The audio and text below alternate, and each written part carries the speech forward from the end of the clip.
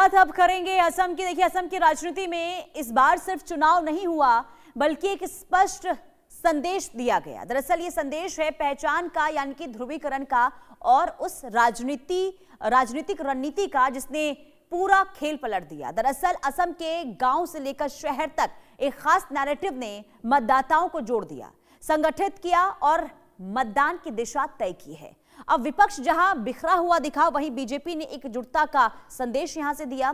धार्मिक और सांस्कृतिक पहचान को जिस तरह से चुनावी रणनीति में पिरोया गया, उसने सत्ता का रास्ता आसान कर दिया। जिसके बाद सवाल ये उठ रहा है कि क्या ये हिंदू ध्रुवीकरण बीजेपी की सबसे बड़ी ताकत बनकर उभरा? क्या विकास और मुद्दों से आगे बढ़कर पहचान की राजनीति ने निर्णायक भूमिका निभाई है? रिपोर्ट के जरिए देखिए। ध्रुवीकरण की धार में बह गया विपक्ष का सारा वोट। असम में खिला कमल, हिंदुत्व के एजेंडे ने किया कमाल। पहचान की जंग में भारी पड़ी बीजेपी की आक्रामक रणनीति। भगवा लहर ने बदला पूर्वोत्तर की सियासत का भूगोल। असम की धरती पर इस बार चुनाव महज सरकार चुनने का जरिया नहीं थे, बल्कि अपनी सांस्कृतिक जड़ों को बचाने की एक बड़ी जद्दोजहद बनकर उभरे। बीजेपी ने बहुत ही चतुराई से असम के मूल निवासियों के भीतर छिपे उस डर को आवाज दी जो जनसांख्यिकी बदलाव को लेकर दशकों से उनके मन में था। पार्टी ने विकास के नारों के बीच असमिया और बाहरी के फर्क को इतना गहरा कर दिया कि मतदाता को अपनी पहचान केवल धर्म के आईने में नजर आने लगी। और फिर स्थानीय परंपराओं को ढाल बनाकर बीजेपी ने मैसेज दिया कि उनकी सुरक्षा केवल एक मजबूत हिंदू नेतृत्व ही कर सकता है। इस नैरेटिव ने उन इलाकों में भी सेंध लगाई जहां पहले भाषाई राजनीति का बोलबाला था। हिंदू बहुल क्षेत्रों में बीजेपी का वोट शेयर 65% के पार।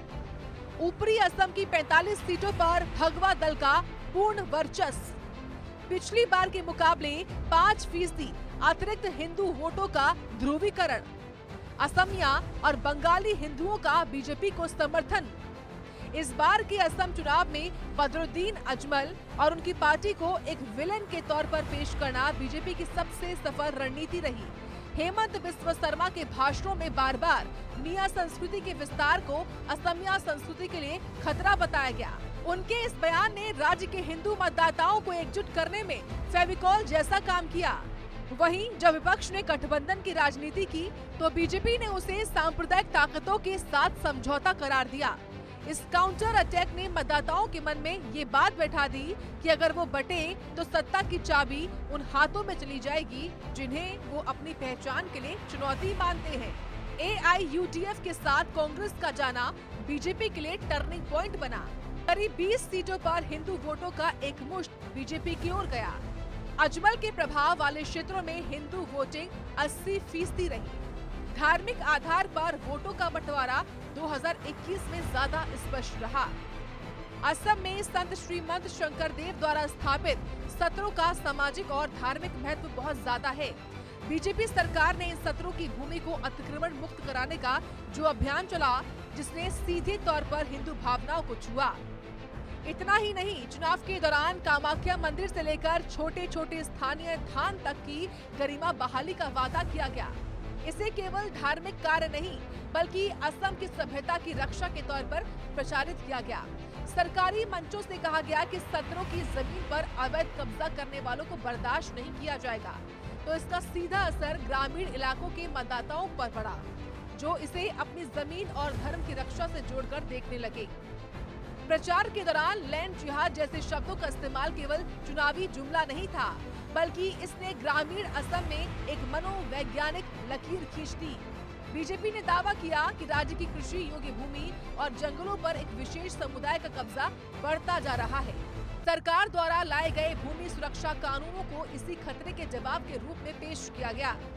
जब वोटर्स को लगा कि उनकी पैतृक संपत्ति और भविष्य की पीढ़ी की जमीन सुरक्षित नहीं है, तो उन्होंने तमाम आर्थिक मुद्दों को दरकिनार कर उस शक्ति को चुना जो उनकी नजर में कठोर कानून बनाने का दम रखती है।